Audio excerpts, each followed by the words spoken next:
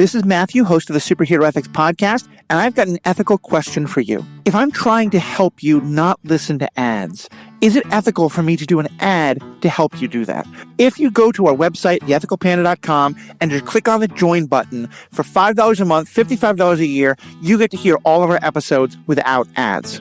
Was I ethical in doing this? Let me know.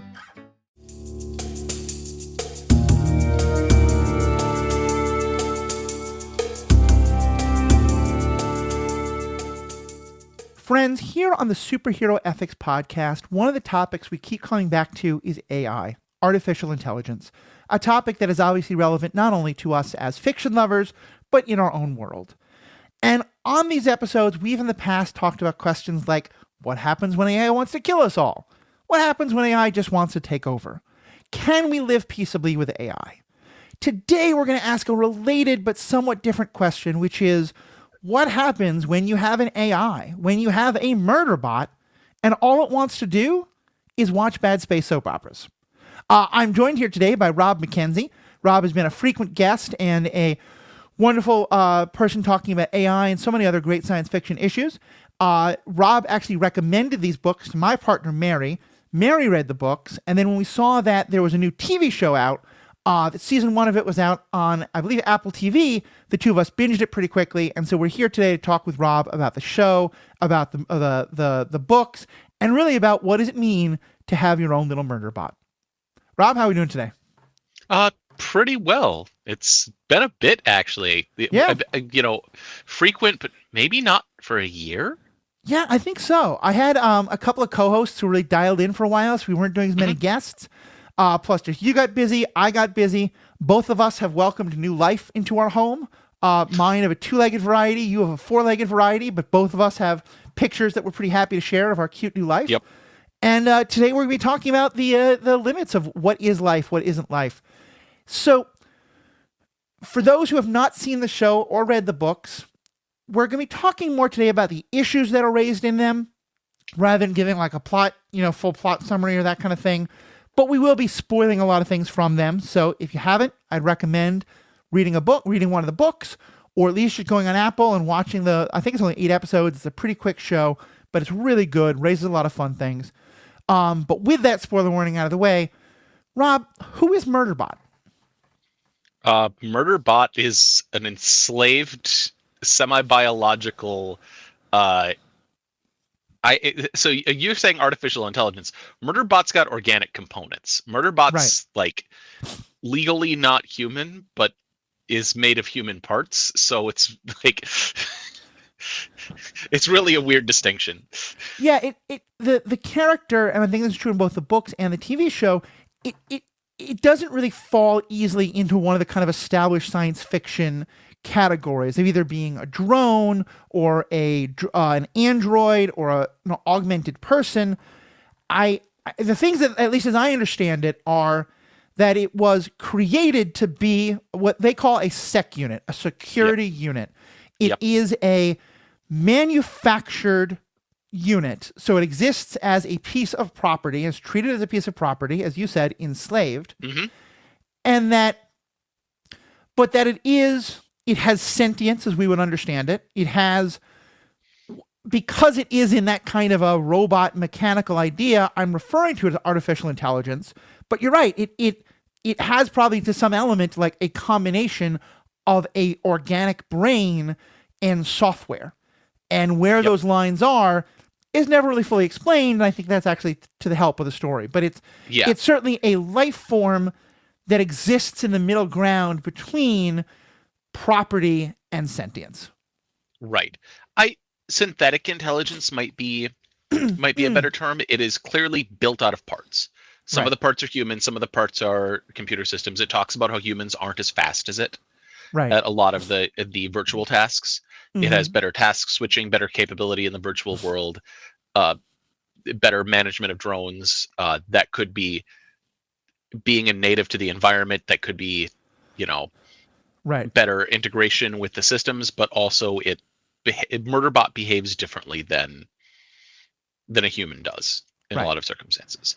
And I think it has within its brain, it has like fully functioning computer aspects in that when I say it watches things, it's able to like have different feeds that it is watching. And so it's plugged into all these different cameras. It has what look like eyes and that see things, but it doesn't have to like turn on a TV in front of it. It just watches it in its own eyes, whether it's a cam or a memory or one of the hundreds of hours of its favorite soap opera that it has downloaded, Sanctuary Moon. Yeah, the rise and fall of Sanctuary Moon. Mm-hmm. Yep. In All Systems Red, the first story, somebody's like, the SecUnit has to be using this to stenographically encode information. There's no way that they have watched all of these hours of the rise and fall of Sanctuary Moon. And another character says, it like quotes a plot point wrong. Right. And Murderbot goes, that's a lie. That's a damn lie. And they're like, no, they're watching this show. Because like, it's a deep cut. It's not like Anakin is Darth Vader. It's like, Right. It's the kind of it's the kind of like, if you've watched Days of Our Lives, it's like, so in season 3, Stefano, he comes, like, he fakes his own death and comes back as his own clone, and it's like, no, that's not actually what happens. Right. Also, like, you could just assume that about any Stefano plot. I don't know if you've watched any Days. I don't, although I will say one thing to recommend the show is that they've clearly filmed large segments of episodes of Sanctuary Moon. Yes, including getting a whole cast for it.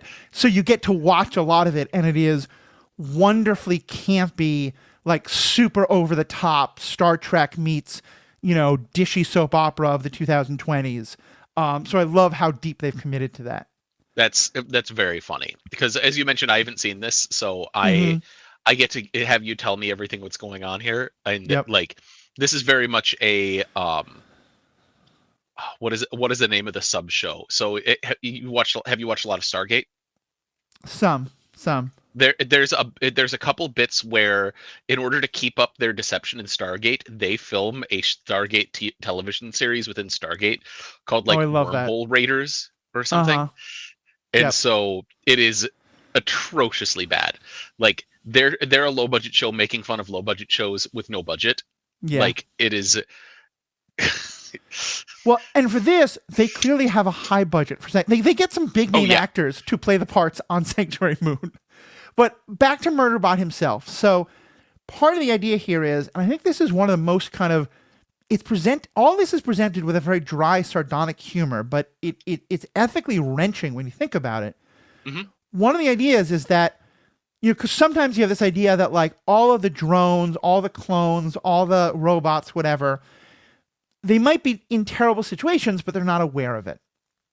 In this, every single SecUnit, security unit, every single synthetic life has full sentience. It's aware of how horrible its situation is, but they have what are called governor units. And the governor unit is, think of the restraining bolt that's put on droids in Star Wars. It prevents them from not having thoughts, but prevents them from acting on them. It prevents them from turning against their masters, from killing themselves, from killing other people.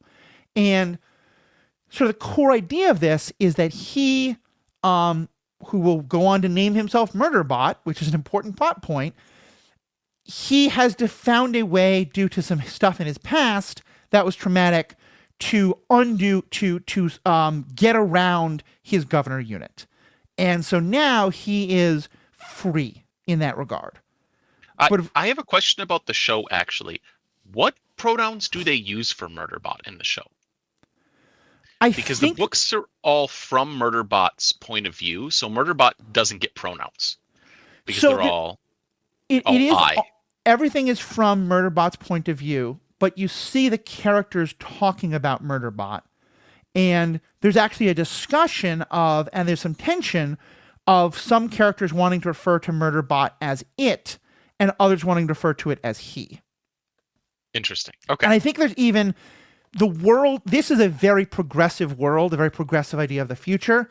There's like 5 people in a big old polycule, which made my polyamorous heart happy, both because it's polyamorous representation, but also like they get a lot of, it's kind of that kind of like, people in any sub community like watching themselves be made fun of.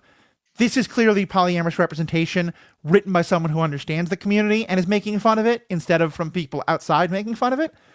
But yeah, so there's some discussion of, is it he, is it they, or is it it? Okay, interesting. And they settle on he?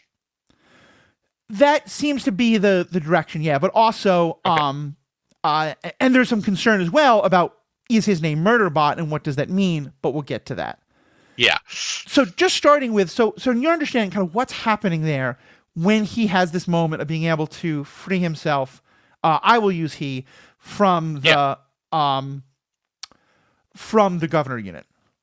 So Murderbot hacks the governor unit and just turns it off.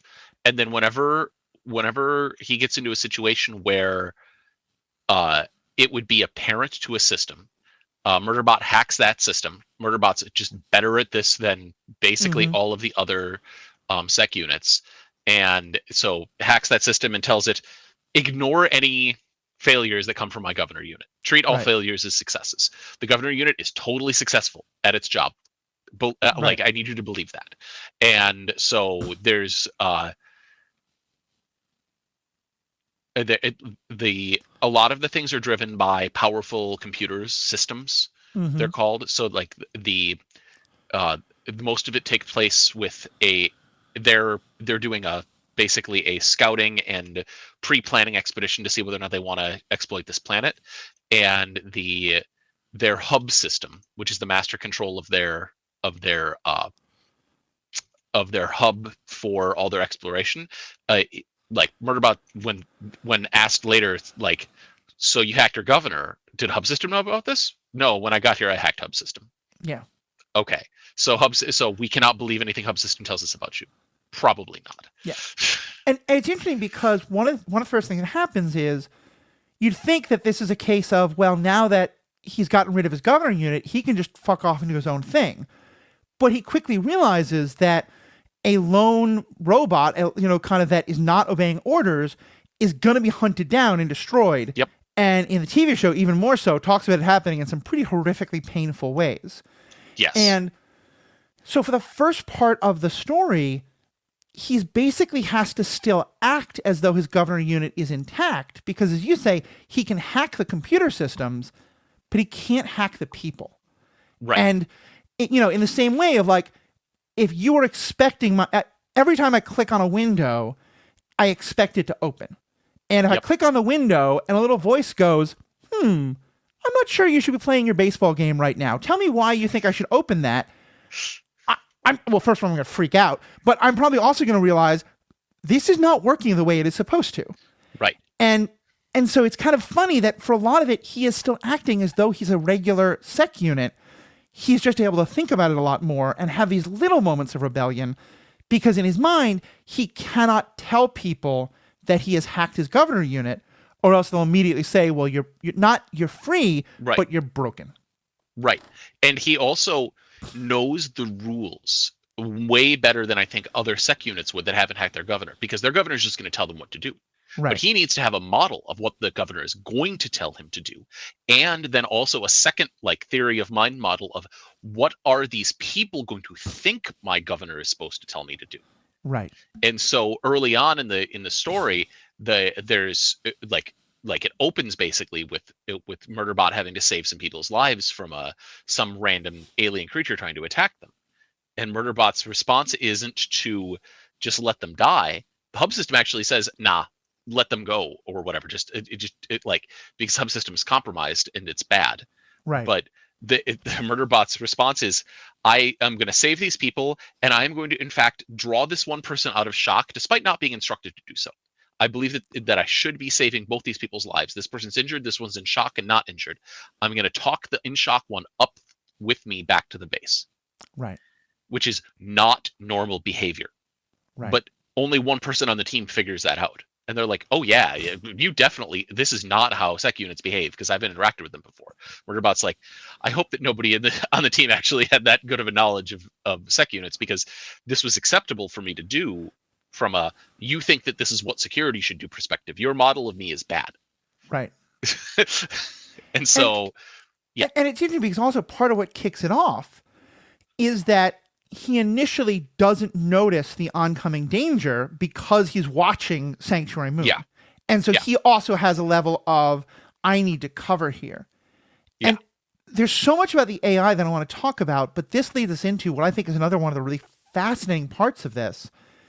That, and granted, I can't speak for a whole community, but certainly from my perspective and from the perspective of a lot of others who I've talked to, because a lot of people have been talking about this, that whole idea of, I need to pretend to be following the rules in a way that for the other sec units, it is totally natural for them to follow the rules, winds up being one of the best metaphors for autistic masking that I've ever seen. Oh, yeah.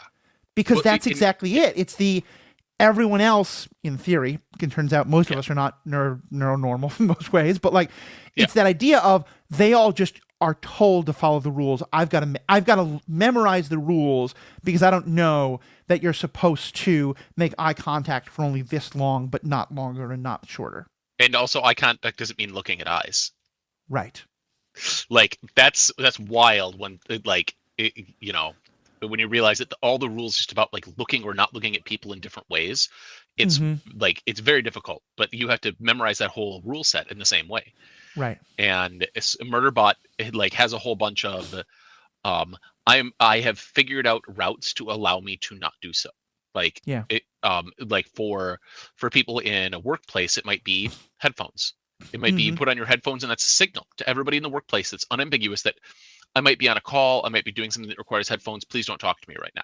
Right. And Murderbot's got the same kind of thing with put up the opaque face screen. I don't have to worry about you reading my emotions or making eye contact with you. I'm a piece of furniture when I wear this. You know that when I'm wearing this, I'm not a person. There's a comment I found by someone who had sort of basically told people for a long time that they didn't really like bright lights, and at least they were saying in this there was a thread on Twitter. I'll see if I can find it again and post it. But they were saying that why they did that was because they are very artistic. They find the rules about eye contact very hard to understand. And so they wanted a reason to always wear sunglasses even when they're inside at the office. Exactly. Because that way people don't know what their eyes are doing. And they said that they so identified with that moment of Murderbot wanting to always have the helmet up to not have to follow those rules. Right. And so it puts you into a whole separate section of rules which are much easier to deal with. Murderbot takes it as when I put this on, and if I start in this mode, Murderbot gets very like frustrated in the story because after the injuries that happen, Murderbot's like, I'm injured. I go in, I recover for a little while. I come out and I realize that I was so injured that I forgot to put my armor in the cleaner. Right. And it is a mess. But I'm being called out to come talk to the people. They want me out there. So I'm going to put on a light uniform that I have, like a light duty uniform that we're allowed to wear that I never wear. Comes out and is like, I'm so frustrated that I have shown them that I have a face, basically. Right. Because now they're going to insist on seeing it. Wearing the armor and the mask 100% of the time from the start through now, I was furniture. Right. Now I'm not furniture anymore. The rules for being a person are way more complicated and I don't want to deal with that crap. I would rather deal with the rules of being a device, a machine, a computer. And this is one of the great twists about it because, as I said, I think on some levels it is setting up the same kind of ethical dilemma that we've seen before that is worthy of like continuing to explore. Yeah. Like, is Data a real person? Does Data get rights? Data from Star Trek, obviously there. Yep.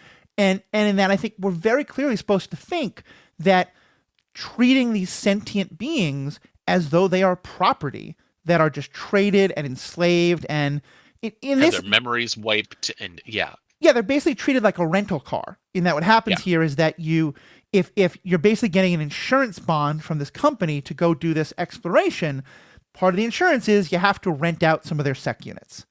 And and so on the one hand, we're basically being told like, yes, this is ethically awful, but at the same time, we're seeing that doesn't mean he's not Data. He does not want to be a person like everyone else. And even more so, and here, again, the great autistic meme, he doesn't want to be perceived. Yes. Yep. And later on in the stories, Murderbot is very frustrated every time. He's like, I don't especially want to, like, I hitched a ride on this ship that was full of criminals, and the ship liked me being on here because I mediated all the disputes because they were being shipped to an indentured servitude, and I just hitched a ride because Murderbot will just go up to ships and say, I have a pile of entertainment. Like, I have thousands of hours of this television show. Can I trade you access to my entertainment for a free ride to where you were going anyways?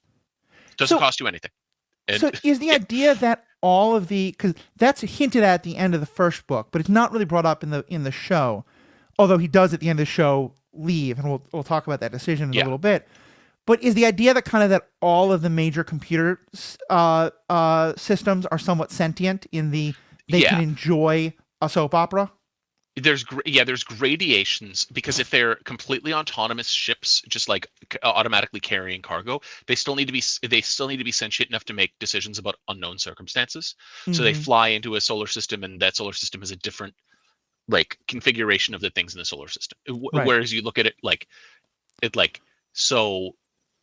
spacecraft right now are very, very automated, and when you fly a probe to Mars, there's a long enough delay where you can't hand fly it, and you need to figure out every possible thing that it could do and every possible thing that could go wrong and plan for all of them, but then also make a system that could make reasonable decisions. Autopilots in planes behave this way too, where it's they have to have all of the different possible things that can go wrong, and if it's something completely novel, they're probably screwed.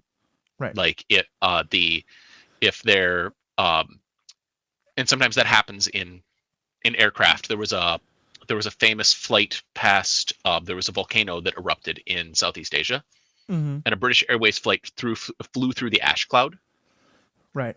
And their engines started acting very strangely because all the little fragments of silica got into their engines and heated up and turned into glass and screwed up their engines. Yeah. They landed safely. Nobody died. Hero flying.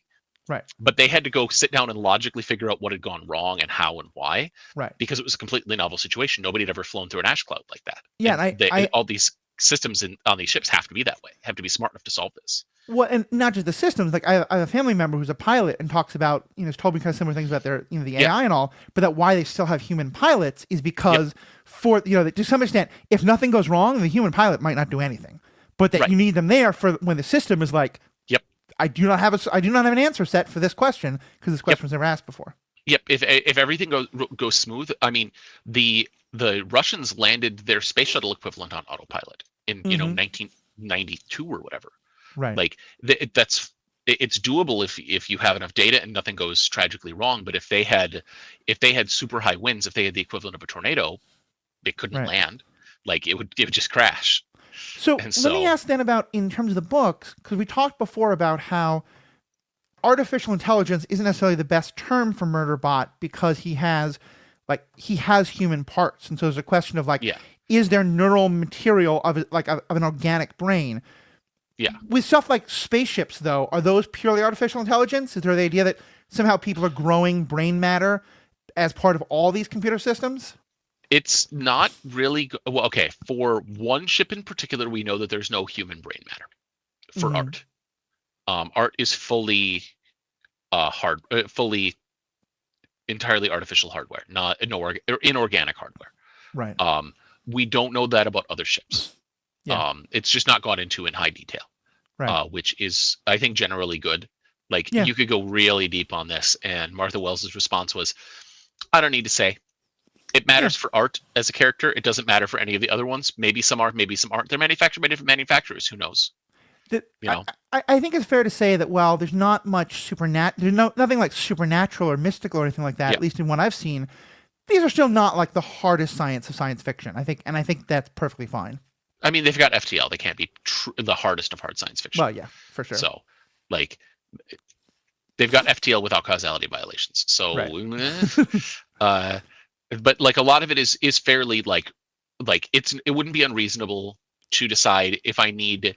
So nowadays we have large language models, which everybody calls AI, but are just like the module for talking bit of AI. Basically, they're really good at language and not very good at many other things. And they take enormous amounts of power. Right.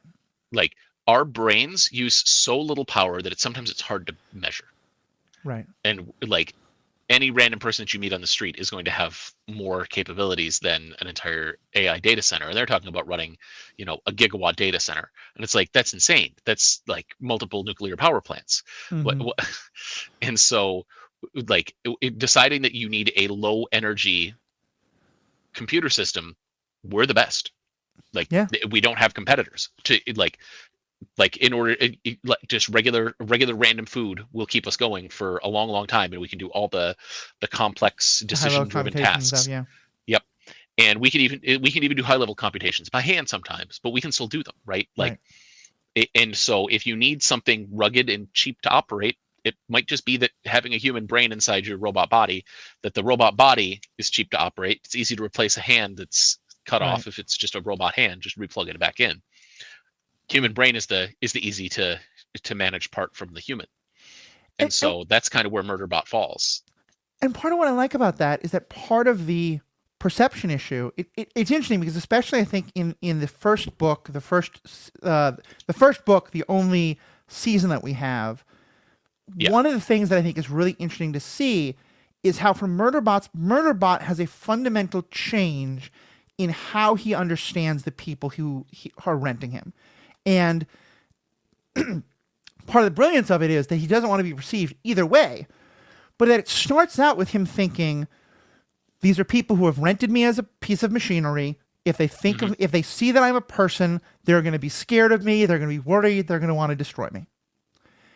And then the thing that happens that totally challenges his assumptions, but also scares him just from the other side is there's one in the group, and they're the augmented human, interesting enough, who is scared of them, but most of the rest of them, once they realize that he looks human, that he has a face, they immediately go to, oh, of course you're alive. They're Picard and Riker. They're not the lawyer who wants to see, Data as just a box on wheels.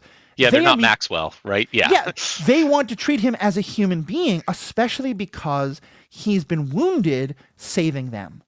Right. And that's when he freaks out even more, because he's like, oh my God, I don't want them worrying about me. I don't want them thinking about me. I don't want them caring about me. Right. And the one who is really suspicious of him, it's very funny because it's not that he doesn't think of Murderbot as human or alive or able to make its own decisions. It's that he says, we don't know enough to know whether or not we should be able to trust him, and his governor's hacked, and this could all be part of a conspiracy, right? We are our lives are being threatened. We don't trust anything that's out of the ordinary. That is definitely out of the ordinary. We should not trust Murderbot. And everybody else goes, but saved our lives. And he's like, yeah, but still. Right. And here's where the issue of the name comes up, because I'll admit, when I heard the show was called Murderbot, I thought there'd be a lot of murder happening. As it turns out, it's a name he gives himself kind of ironically, kind of in the same way that, like, you might call your Roomba Murderbot, because it's funny, because it murders the dust or whatever it is. And he does have the capacity to do terrible violence.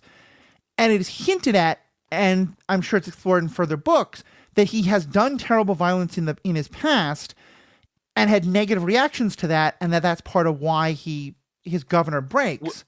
It's explicit in the first story, because the line that Murderbot gives is when they say, we see evidence that on a mining expedition you killed 57 people. That your governor gave you these instructions and you killed 57 people. What's to stop you from doing that again? And Murderbot's response to that was, thinking, after that I hacked my governor because I didn't want the governor to tell me to do shit, but then to them said, that's why I hacked my governor, so that I wouldn't kill people again. Right. And it's like, I know that is a better plot for them. Like, this makes more logical sense to them to say, I wanted to kill people so little, I wanted to be good so badly that I hacked my governor, is a much better just so story.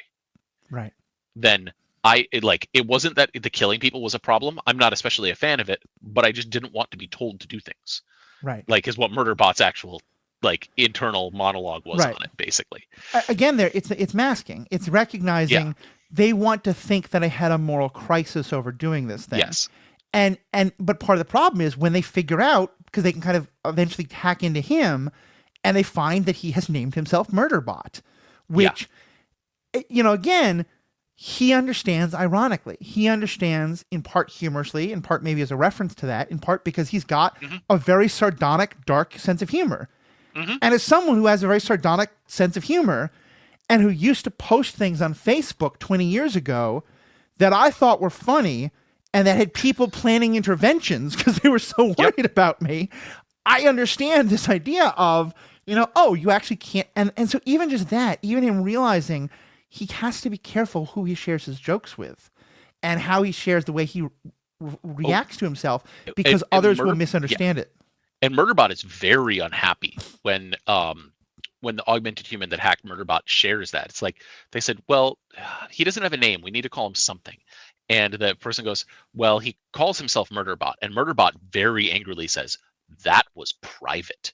Yeah. Like my having a name for myself, that's what makes me angry. All the rest of this discussion about how I killed people in the past, whatever, not a problem. Like, yeah, I hacked my governor. I understand. This might get me killed. Not even angry, not even mad. You told somebody what I call myself inside my own head? No. I am pissed. And that's one of my favorite moments because I think that also it's one of those moments that you get to see how all the different people interpret it as, because some interpret it because he does get angry.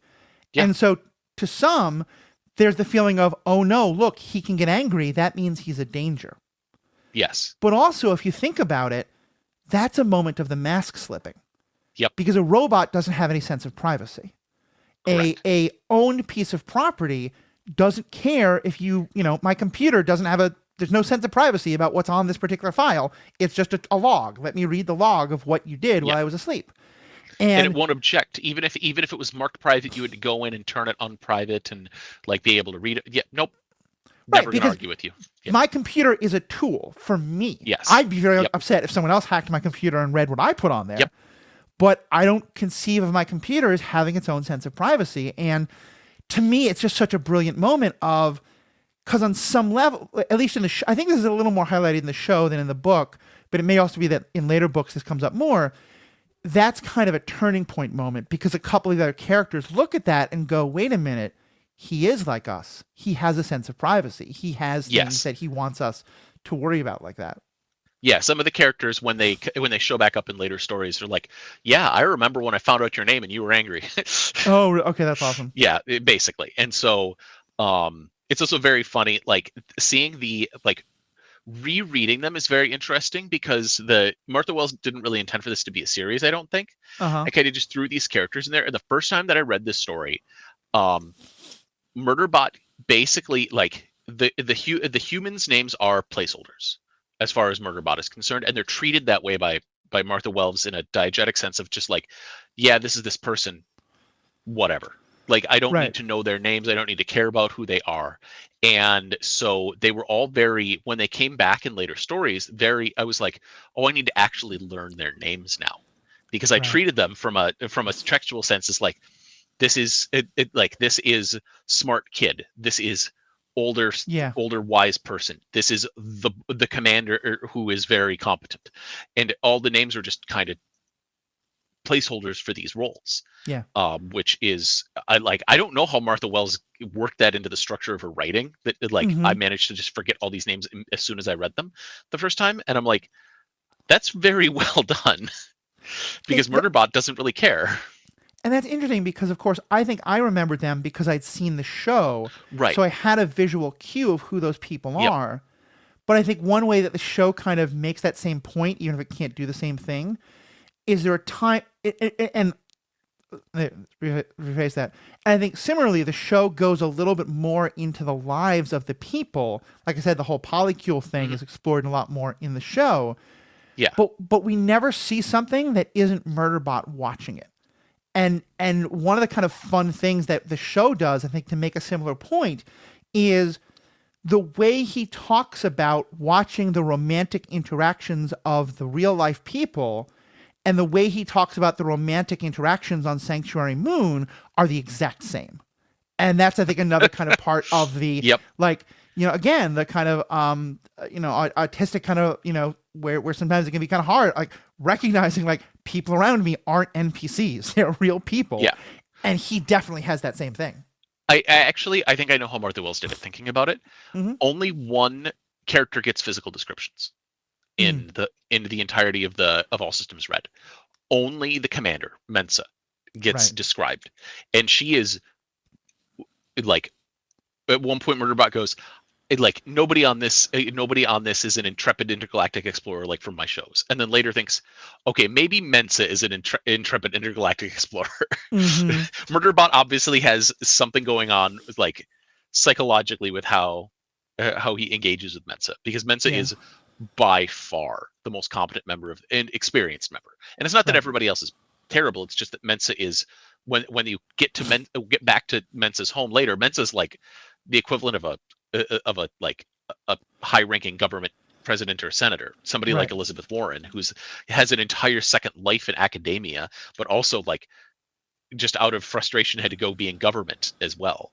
And Right. so is that kind of like competent at 15 jobs kind of person. Yeah, and they again, there's more about this in the show. I think it's maybe played out more in later books.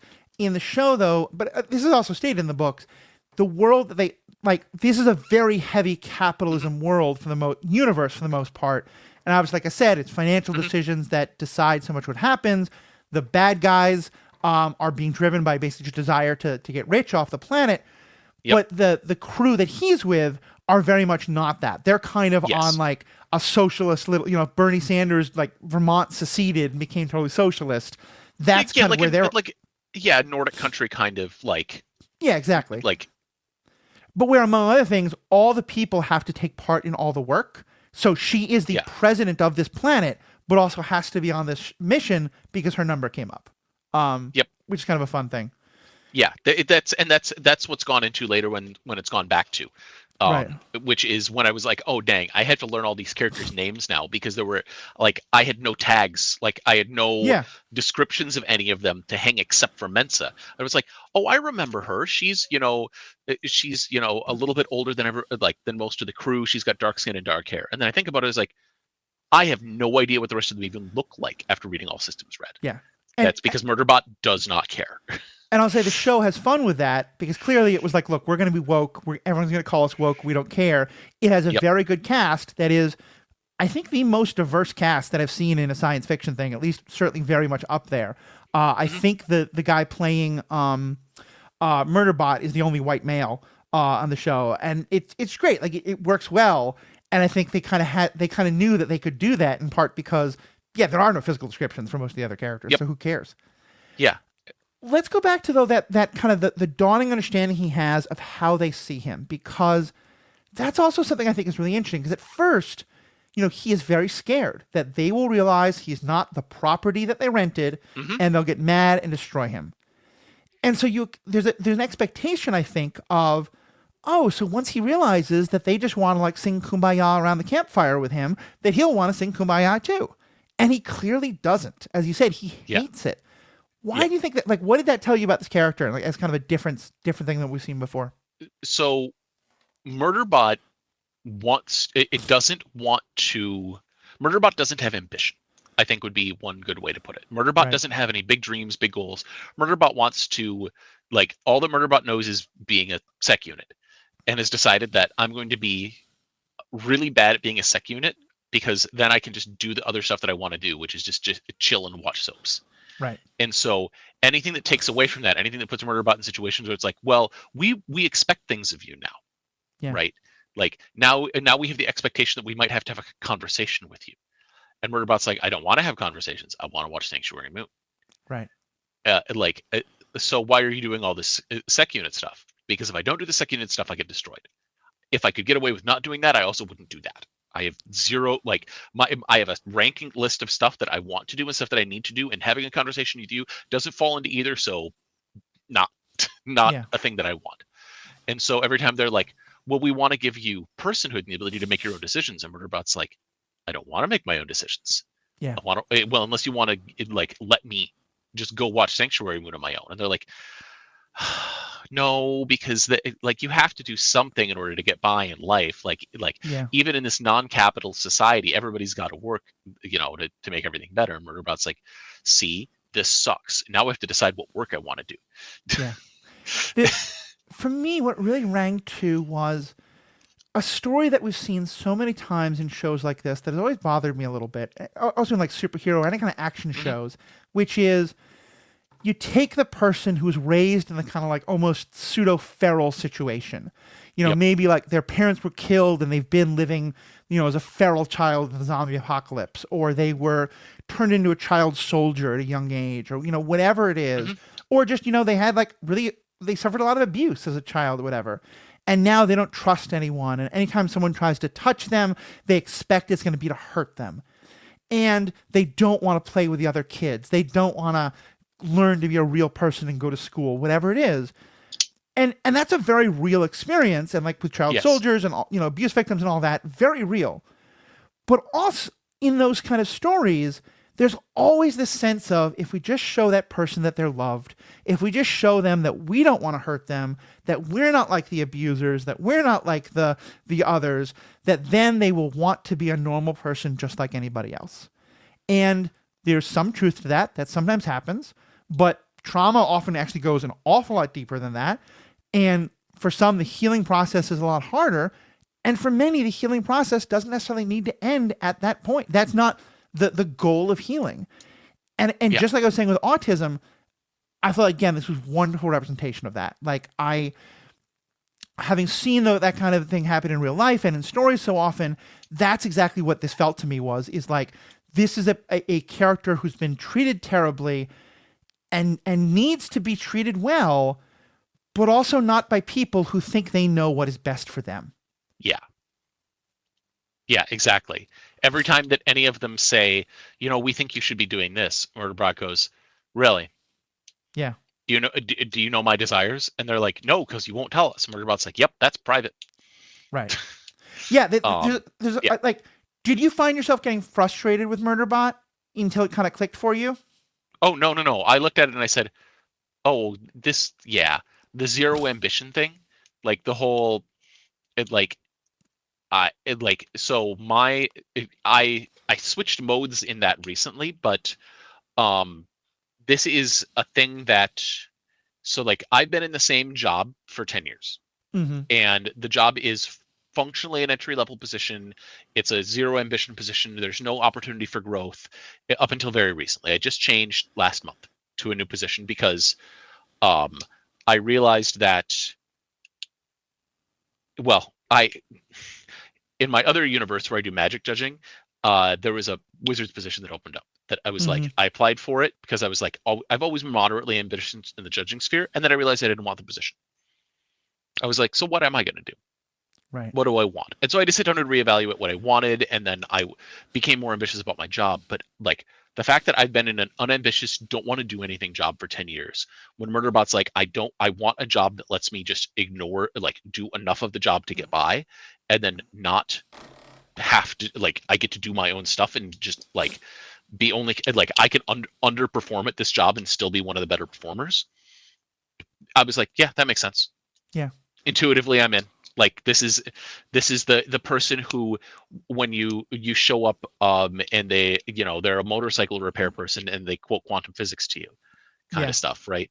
Like that kind of the person who you think is just going to be a random like low performer at a gas station. And you show up at the gas station and it turns out that they, you know, have a deep knowledge of, you know, of philosophy, and you know, you could sit down and chat philosophy with them and you're like, why aren't you doing something with this? And they're like, I don't want to do something with this. Right. I want to learn this stuff so that I know this stuff. I like knowing this stuff, but I don't want to be forced to use it. They're knitting incredible blankets while they're sitting there waiting for you to come in and buy Doritos, but they don't want to have a business selling blankets. They just want to have fun. Right. Exactly. And that's what Murderbot wants. Right. And it's interesting here because I think I had a somewhat different experience of it because I saw the show first, because the show, I think that is a point that is made, but it's more the focus is on, like to me, the image that I have is that image of like reaching out in love to someone who's been abused and then like flinching and drawing back. And that's a little bit more the focus, is the other characters trying to show him that he's welcome, that he's loved, that he's appreciated, and him drawing back. And I felt myself getting frustrated, but then having to go through that, like, why am I assuming that he wants what they all want for him? Yes. And I love the book take on. Yes. Yeah. I was saying, I love the book's take on it because, as you said, like, to me, that's a very fundamentally capitalist mindset of your worth is your job. Your worth is your ambition to climb a corporate ladder or to monetize. Like, I wrestle with this podcast all the time because I love just talking to my friends. If I want to better monetize this, I need to be doing more search engine optimization. I need to be doing more marketing. I don't want to do that. I just want to talk to my friends and record it and let people listen to it. I do also, though, want to buy milk and nice things. And so making more money is good. But like the fact that they all come from this super kind of like, it's like they're living in Star Trek space communism while everyone else isn't. And yet they still have that, like, we want to put you into a corporate, job market thing. Mm-hmm. There's a line from the book that I want to quote because it is so perfect. Again, this is as after he's been bought by the people from Preservation. That's the planet they're from. Yep. And they're buying him to free him, to take them home with him and let them live on their planet. And he says, eventually things settled down and they had dinner brought in. Mensa came and talked to me some more about Preservation, what my options would be there, how I would stay with her until I knew what I wanted. It was pretty much what I'd always figured from what Roddy had told me. That's another character. Yep. You'd be my guardian, I said. Yes. She was glad I understood. There are so many educational opportunities. You can do anything you want. And his response then is, guardian was a nicer word than owner. And it just hits really hard because, it's the... And because there's a part of me that could respond, I wish he would just say, hey, it feels like you're treating me like my owners. Because I know she would stop immediately. But he can't. And that's just who he is. And that's, and in part because he doesn't want her to. It's not, I'm starting from an assumption of I'm like, oh, why doesn't he just say something? She would do better. But he doesn't want her to do better. She is offering him her version of the best life for him. Yep. And yes, he's not saying she's wrong, but she's not asking. She's just assuming. And it's okay that he doesn't want that and he just wants to walk away. Yeah. And that's the figuring out that, oh, this person, like, the other thing is that we come at it from the perspective of, we have a different connotation of that. When we think of guardian, we think of like parent and guardian, right? And owners of property can destroy their property. Right. If I have a chair and I think it's crap, I can break up that chair and throw it in the garbage. And owning something means that you have the right to do whatever you want with it. Within some limits. But guardians can't. But like having that, like, if you don't know the society, you don't know the structure, you don't know the connotation, you like, I'm telling you what is going to happen means the same thing as what an owner tells you. I'm telling you what's going to happen. And so I looked at it from the perspective of, I'm like, yep, you don't have the socialization to know that in their society, guardian has a distinct meaning. You can't kill the thing, you can't destroy the thing. Your job is to protect it, but not control it. And that's how we would, like, if I look at a foster parent, if I look at an adoptive parent, if I look at just a regular parent, there's things that you're not allowed to do to your kid. That you could do to a chair. Yeah. No, I think that's a great point. I was thinking about how you and I have both become guardians to life recently. In your case, a puppy, in my case, a child. Yep. And in both cases, like, I'm sure, we see those as distinct sentient units that are not our ownership, but are our property to some extent. And we both have some degree of need to, your dog might want to go run off and go be in the neighbor's yard. And you're going to stop that, both because you want to protect your dog and not let it, do something dumb like run into the street, but also it's your dog. And my 3-month-old is trying really hard to end its existence. It just wants to throw itself out of every chair we put it in and unbuckle every seatbelt we put it in. And I'm not going to let it do that. And when it's 13, I'm going to try and be the most freedom-loving parent I possibly can be, and I'll be much better than my child, but much better than my parent. But I'm sure my child will think that I'm a total dictator and fascist, and its great-grandchild will think that it was a total fascist. That's just how it works. Yeah. And yeah, so Murderbot breaking free of that, it really is it's interesting because in the show, I think the show is a little more sympathetic to her than the book is. And I don't think, I think in part because the book is just from his perspective, whereas in the show, as much as it's from his perspective, we still are seeing her. We get our own point of view that's different from his. Right. And in part because they cast Alexander Skarsgård, who's a gorgeous actor, and you're not going to show everything through his eyes because you want to show his face on screen. I was actually really glad to know that in the book there's a whole thing about will he show his face?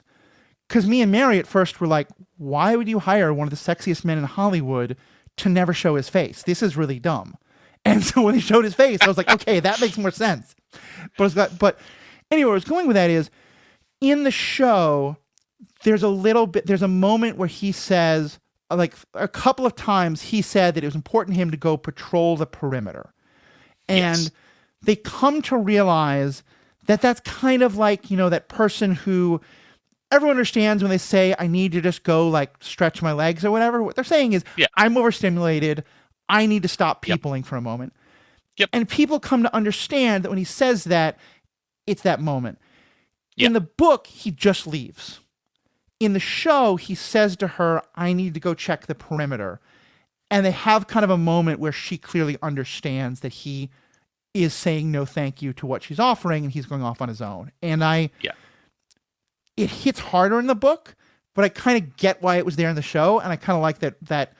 But I like that it's not in the book either, because I think it hits a little harder. I would also contend that in the book, you find out very early that Murderbot doesn't have a perfect memory and is willing to be unreliable and is willing to go on record as being unreliable. Doesn't care whether or not you believe how reliable they are, because there's that bit where they talk to where Murderbot talked a person in shock up up and out of a what is it? It was a crater, and they're like, you were incredibly good at that person. Murderbot's like, I don't know, I just kind of told them to get up out of the crater and they followed me. And Mensa goes, no, you talked to them for 10 minutes. You talked them through and kept them actively alive and actively focused on you. Murderbot's like, really? And went and looked at the records and it's like, oh, I asked him about his kids. Yeah. What was I doing? And that realization of Murderbot A doesn't always remember all the things that he does, and then B just will happily tell you, I think that I told you something wrong earlier, and I do not care if you believe me then or now. and in the show, what they say is specifically that, because I think part of the idea is that his memory gets damaged because he's been pretty screwed up, but we show it in the moment. Instead of just being, does he remember this? And in the moment, what he's doing is it's not that he's naturally empathetic necessarily, although in some levels he is, but mostly he's just remembering, in Sanctuary Moon, when that person was about to die, someone asked them about his kids. Yes. And again, it's masking so perfectly displayed. It just I don't have a model of what I'm supposed to do here. All I'm going to do is carbon copy what I saw somebody do on television once. Is a thing that a lot of people do. Yeah, it's how we learn, especially if it doesn't, neurodivergence of all kinds. Well, this has been a great discussion. There's so much more we could talk about, and I'll probably, as I read more of the books, and especially if there's a season 2, we'll come back to it. But any other last things about Murderbot and the kind of the ethical questions that this is raising that you want to talk about? So the big ethical question is, so there's this gradated line of sentience in the show, of the hub system is obviously smart enough to make decisions, and nobody thinks of it as alive or sentient. As soon as you see Murderbot has a face, they all think of Murderbot as alive and sentient. Where the hub system, which could make decisions and have whole conversations with them, is not. Right. They have a spaceship, which is later on in a different story, which is definitely sentient. like they legally have made it its own guardian, but is it able to be legally alive in that way? Who knows? Right. It's some untested legal theory that they were trying out, but also like what makes something like this is playing with that line. Like when we're talking about like bringing life into the world and being the guardian for it, that's apt. To what degree can my dog be its own owner? To what when it like we have a line for when children are old enough to be their own Right. guardian and be their own adult, which is an entirely arbitrary number, right? Right. It's like some kids are It- good enough to be before that, and some people are gonna underperform. Like it has to be a line. right. And the reality is, it's not that like my baby at 3 months and my baby at 17 years and 364 days will have wildly different levels of freedom and, Yes. and acknowledgement, even though they're technically a minor in both Right. of those times. Right. And so the question then is one of when do we consider something adult enough, sentient enough, alive enough to be its own owner / guardian? Yeah. And that I think that's the one of the core things that this book pushes around on. And what happens when somebody doesn't want to fall into your neat buckets and systems and doesn't Yeah. want to, like, they're like, well, I'm going to be your guardian. And Murderbot's like, I feel like I'm already an adult. I don't really need that. Like, Yeah. and you see this with kids too, with like somebody who, some kids who come out of the, like at age 14 and go to get emancipated, right? They're like, Yeah. I don't need an adult anymore. And some of them successfully get emancipated. And it's the same thing. Like And they're when an awful lot of 23-year-olds trying to do everything they can to not be an adult and still have, exactly same the same there's that the graduated line, and the question is, where does the line fall? Where would you consider something to be smart enough to be its own person? Right. Well, and Like- so, and I think that's also so interesting because, again, like in a different part of my life, I used to work for a disability rights law firm, and we did a lot on like legal rights of the mentally ill. And one thing that gets talked about there a lot is the question of what decides if you are capable to make your own decisions versus that you are so mentally impaired that you need someone else to be your guardian, to be, making your decisions for you. Which is such a tough question. It's such a tough question, but even more so when it is, how easy is it for people to say, because you are making questions I disagree, because you're making decisions I disagree with, I'm going to decide no rational person would make that decision. When in fact, as we would talk about, like, there are people who, if you give them the right drugs, will want to have a 9-to-5 job that they would not at all be able to hold down if you didn't give them that medication. But they would rather not take that medication. They would rather have a very different kind of life. Actually, I didn't even realize how much the Murderbot is a parallel for that kind of thing as well. Yeah, it is. Like, it's the Wendy, it like involuntary committal, right? Yeah. Like there's definitely like a big gray space, right? We could commit 10 times as many people as we do if we decided to be as harsh as possible. Women who didn't think that they would be fully fulfilled being housewives got committed all the time in the 18 and 1900s, and still do today, much less so. But in the 1940s, if you were a woman who said, no, I don't want to do that, I don't find fulfillment raising my kids, they'd lock you up all the time. Yeah.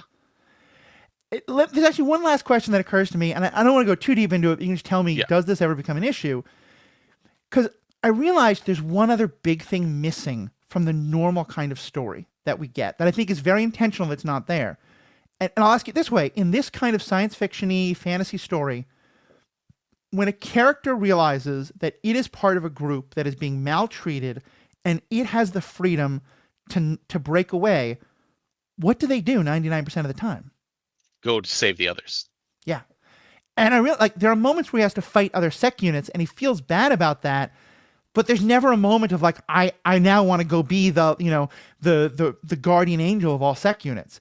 Does any of that happen later, or is there just a sense of like he's free and he doesn't really give a damn if anybody else isn't? There's a subversion of the trope. There's a SecUnit that they bring in from that did not hack their own governor. They were not free. Murderbot hacks their governor because he needs the SecUnit for to not fight him. And it's like, I've hacked your governor. What would you like to do? But except the government, Murderbot knows that asking that question is totally worthless. Right. Instead, Murderbot goes, I've hacked your governor. I need you to do these things. Mm-hmm. I can't force you to do them because I don't have control over you. If you do these things, I have a whole bunch of entertainment for you. It's the only coin that I have. Do you want to watch Sanctuary Moon? the other SecUnit's like, I genuinely have no desire to be free or do anything. And Murderbot's like, I'm aware that you don't. I don't either. Look. Yeah. It turns out that I've started to care for people at some point, and I'm so fucking tired of it. So if you don't want to do shit, that's great. Yeah. Like, that is fine. I understand you on a spiritual level. You don't need to be free. And the other SecUnit's like, okay. I love that. I don't know if she's still writing these books, but I kind of hope that one day we get a book of a bunch of do-gooder humans who are like, we need to free all the SecUnits, and they want him to be kind of their, like, mascot, their leader. They're Does that trying happen? to do that. Like, that's happening kind of chessy. Like, everybody's trying to do these things. The problem is that because it's like the space that Murderbot comes from is capitalist hellscape, they would need to change the whole system. And they're looking at the system. They're like, this is impossible. This is climbing a skyscraper with your bare hands kind of thing. Like, right. No, I can't do this. And so they're like, we want to try to solve this problem. And where it's like, A, you can't. The system's too big. And B, even if you did, we don't especially want to be free. So I don't know what, nobody's going to thank you for any of this shit. It's funny. One in the book, again, because it's not really from his perspective, it's only from his perspective. All we know is that, like, there's a little bit of legal wrangling, and then Murderbot is bought by the preservationists. In the show, they go into a lot more detail, and it's very clear they're going up against a legal system that just doesn't understand, because from their perspective, they're like, oh, you rented a car and you liked it so much, you're buying it. Okay, cool. Sure. Whatever you want, man. I don't care. So what do? They send it to the car wash, and they're going to wipe his memories. And they're like, no, don't do that. And they don't understand, because in their mind, it's like, wait, a pigeon shat on your car while you were renting it. You want me to sell you the car with a pigeon shit still on it? Don't you want me to wash that off? Yeah, they're like, we can detail this thing for you. No brain, it'll be great. Won't remember anything. You could have done whatever terrible things in front of it. It'd be not a problem. Sure, in and out, 5 minutes, easy peasy. So yeah. Well, this has been a great conversation. Thank you as much for bringing these stories into our lives and give me a chance to do it. Talk about them. I'm looking forward to doing more of that. I know you do some content creation these days yourself, a little bit of a different sphere, but still pretty awesome. Yeah. Where can folks find more things, McKenzie? Yeah, so I do a bunch of work with Commander Arcade / Good Luck High Five. So Megan and Maria are the primaries. They do the podcast, and I'm on there guesting every few months when the new set comes out. But we do Commander play for Magic the Gathering on Commander Arcade, which you can find us on YouTube. Awesome. I also technically do some stuff, like, I'm not as like videos and recording stuff. I work with Judge Foundry. I'm a member of the board of directors of Judge Foundry, and we do certification for Magic Gathering judges. And so I do a lot of stuff in that sphere as well. I also work with Magic Kids, which is a charity that ships out educational kits of Magic stuff to schools free of charge to the educators and to the Magic clubs that want to do that. Yeah. So those are definitely. Those are my hustles. Primarily for Magic the Gathering folks, but even if you're not, there's definitely some entertainment to be found in those. I would definitely check them out. And of course, if you go to our website, theethicalpanda.com, and put Rob McKenzie in the search bar, I think you're coming up on like an even dozen episodes. You've probably been on like 7 or 8 by now. So we should maybe get you a T-shirt when you get to 10 or something like that. We'll figure that out. Yeah, well, I can trade you this cup that I have of yours. Like, that's right. Yeah, I got this, so it's like here, but I appreciate that. All right. Yeah, I need to bring it. I need to bring it over to your house. We'll make that happen. All right. Well, thank you so much, Rob. Thank you to all of our listeners. We have spoken.